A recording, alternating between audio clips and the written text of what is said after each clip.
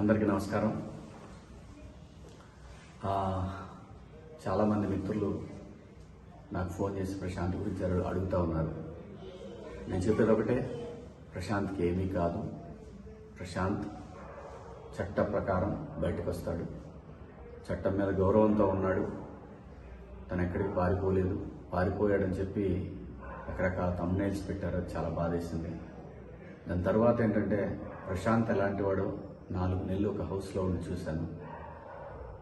వాడు చాలా మంచి కురాడు. ఓకే, వయసు తోటి చిన్న గెలిచాను అనే ఆనందం ఒక్కోసారి మనిషిని డామినేట్ చేయొచ్చు. ఏంటి, నేను అందరినీ కలవాలి, నా వాళ్ళందరూ వచ్చారు, ఇలాంటి పరిస్థితులు కొన్ని ఉంటాయి. అటువంటి పరిస్థితులు కొంచెం ఎక్సైట్మెంట్ ఫీల్ అయ్యి ఉండి తను పొజిషన్లో ఆ ర్యాలీలో పాల్గొన్నాడు. కానీ తనకు తెలియదు, తను హౌస్లో నుంచి స్టూడియో నుంచి బయటకు రాకముందే కొంతమంది కంటెస్టెంట్ల కార్లు అద్దాలు పగలటం ఇవన్నీ జరిగినాయి. అది చాలా బాధాకరం. కానీ నేను అనేది అంటే ఆ విషయం ప్రశాంత్కి తెలియదు. బయట ఎవరో అభిమానులు ఎవరో వాళ్ళు చేశారు. చేసింది ఎవరైనా సరే జరిగింది చాలా పెద్ద తప్పు. అలా ఎప్పుడు చేయకూడదు.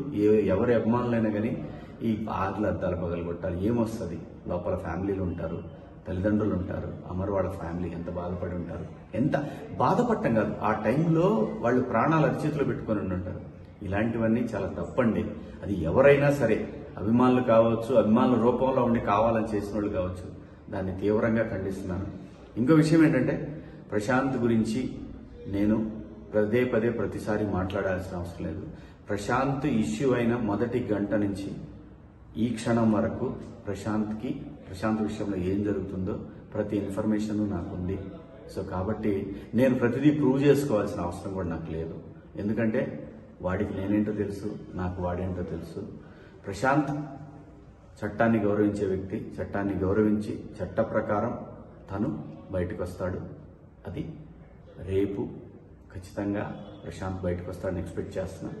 రేపు కాకపోతే ఎల్లుండి కాకపోతే మండే. ఎందుకంటే ఇది చట్టానికి లోబడినటువంటి అంశం కాబట్టి, చట్టాన్ని మనందరం గౌరవించాలి కాబట్టి ప్రశాంత్ నేరస్తుడు కాదండి. ప్రశాంత్ క్రిమినల్ కాదు. చట్టాన్ని అతిక్రమించారనే ఒక నెపం మోయబడ్డ వ్యక్తి. అది అతిక్రమించాడో లేదో గౌరవ జడ్జి గారు నిర్ణయిస్తారు. డెఫినెట్గా ప్రశాంత్ నిర్దోషిగానే బయటకు వస్తాడు. ప్రశాంత్ గురించి మీరు ఎవ్వరు కూడా వర్రీ అవ్వాల్సిన అవసరం లేదు. వాళ్ళ నాన్నగారు, వాళ్ళ బావగారు, వాళ్ళ కుటుంబ సభ్యులు కంటిన్యూస్గా నాతో టచ్లో ఉన్నారు. అంతా కూడా కంట్రోల్లోనే ఉంది. ఎవరు కూడా భయపడాల్సిన పని లేదు, బాధపడాల్సిన పని లేదు. మనందరం కూడా చట్టాన్ని గౌరవించాలి, రాజ్యాంగాన్ని గౌరవించాలి. సో కాబట్టి బయటకు వచ్చి ప్రెస్ ముందుకు వచ్చి ఇంకొకటి కూడా, ఆ థంబ్నెయిల్స్ అన్ని చాలా బాధాకరంగా ఉన్నాయి. దేని గురించి థంబ్నెయిల్స్ ఎందుకు అలా పెట్టుకోవాలి? మీరు చూడాలి, చూస్తే ఎంత వస్తుంది అంటే, ఒకరిని బాధ పెట్టి మన దగ్గరకు వచ్చే డబ్బుతోటి ఆనందం పొందాలంటే అది ఎంతవరకు కరెక్టో ఎవరికి వాళ్ళు ఆలోచించుకోవాలి. నేను ఎవరిని తప్పు పట్టట్లేదు.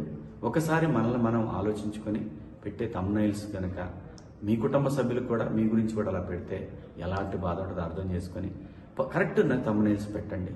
మీ ఇష్టం, పెడితే పెట్టుకోండి, లేకపోతే లేదు. నా అభిప్రాయం నేను చెప్పాను. So Prashant is safe, he is fine.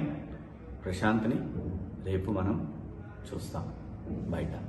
Prashanth నేరస్తుడు కాదు, ప్రశాంత్ క్రిమినల్ కాదు, ప్రశాంత్ నిందితుడు కాదు. ప్రశాంత్ ఇప్పుడు ఒక బాధితుడు. ఇదైతే ధైర్యంగా చెప్పగలను.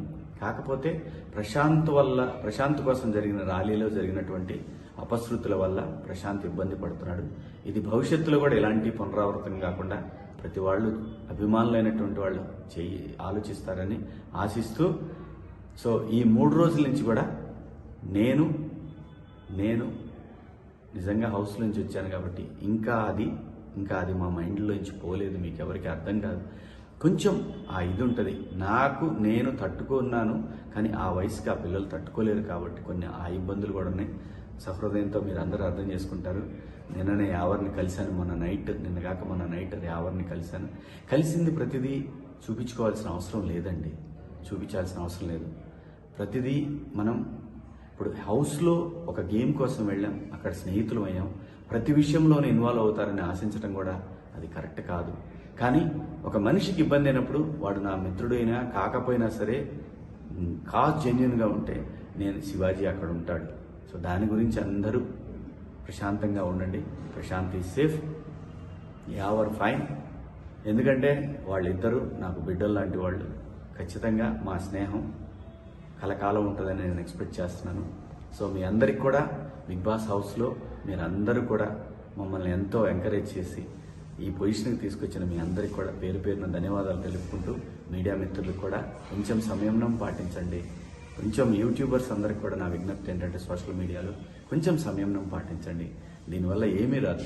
సరైన కంటెంట్, సరైన కథ ఉంటే చిన్న సినిమా అయిన పెద్దగా ఆడుద్ది. మీరు సరైన కంటెంట్ ఇస్తే ఖచ్చితంగా చూస్తారు. థంబ్నెయిల్ ఒకటి ఉండి వీడియో కంటెంట్ ఇంకోటి ఉంటే చూస్తారు, క్లిక్ వస్తుంది. కానీ అది రన్ అవ్వకపోతే మీకు కూడా ఏం ఉపయోగం ఉండదు. ప్లీజ్ దయచేసి కొంచెం సంయమనం పాటించండి. మీ ఇంట్లో వాళ్ళు కూడా ఇలాగే ఇబ్బంది పడతారు కదా. సో దయచేసి అందరం బాగుండాలి, అందులో మనం కూడా ఉండాలి అని అనుకుంటే అందరం బాగుంటాం. మీడియా మిత్రులందరికీ కూడా సహకరించిన మీడియా మిత్రులందరికీ, అలాగే పోలీసు వారికి, అలాగే చట్టాన్ని గౌరవించే ప్రతి ఒక్కరికి కూడా ధన్యవాదాలు. Thank you so much.